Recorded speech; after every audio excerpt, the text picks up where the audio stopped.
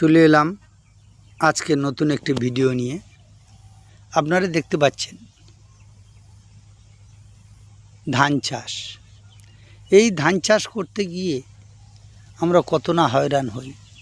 ধান চাষ করার পর রোপণের পর থেকে ধান পাকা পর্যন্ত ইঁদুর তাড়িয়ে আমাদের নাজেহাল হতে হয়। তাই আমি চিন্তা করলাম এবছর যখন ধান চাষ করি শুরুতেই বীজ ধান বপনের দুদিন আগে এই যে রাস্তা দেখছেন, এই রাস্তায় যত ইঁদুরের গর্ত ছিল সেই সব গর্তর ভিতরে, যেমন এই দেখছেন, দেখুন এই ছোট ছোট ইঁদুরের গর্ত, এই সমস্ত গর্তর ভিতরে জিঙ্ক ফসফেটে খাবার মাখিয়ে প্রতিটা গর্তের মধ্যে দিয়েছিলাম এবং বীজ বপনের 15 দিন পর আবার একবার দিলাম।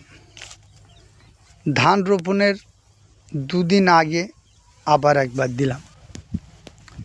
তারপর ধান রোপণ করা হয়ে গেল। ধান রোপণের পর থেকে সপ্তাহে একদিন এই প্রতিটা গর্তে খাবারের সঙ্গে বিষ মাখিয়ে আমি দিতে থাকি।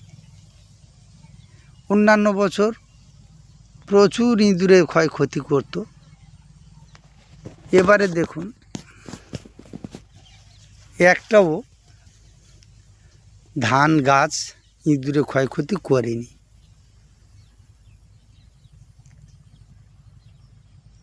প্রতি সপ্তাহে একবার আমি ঠিক করে নিলাম রবিবার করে দেব, তাহলে আমার সপ্তাহের বেশি হবে না। প্রতি সপ্তাহে একবার দিলে যে ইঁদুর আসুক না কেন তারা এসে প্রথমে গর্তে আশ্রয় নেয় এবং সন্ধ্যার পর ধান খেতে ঢোকে।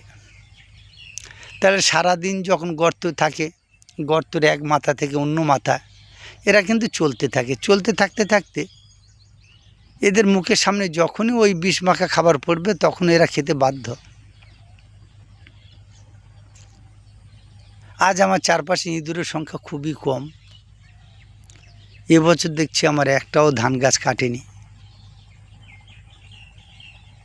তাই আপনারা এই যে ভিডিওটি দেখছেন, ভবিষ্যতে ধান চাষ করতে গেলে আপনারা এইভাবে করে দেখুন। একটু কষ্ট হবে, একটু সময় ব্যয় হবে, তবে আপনার ক্ষতি হবে না। অনেক সময় শোনা যায়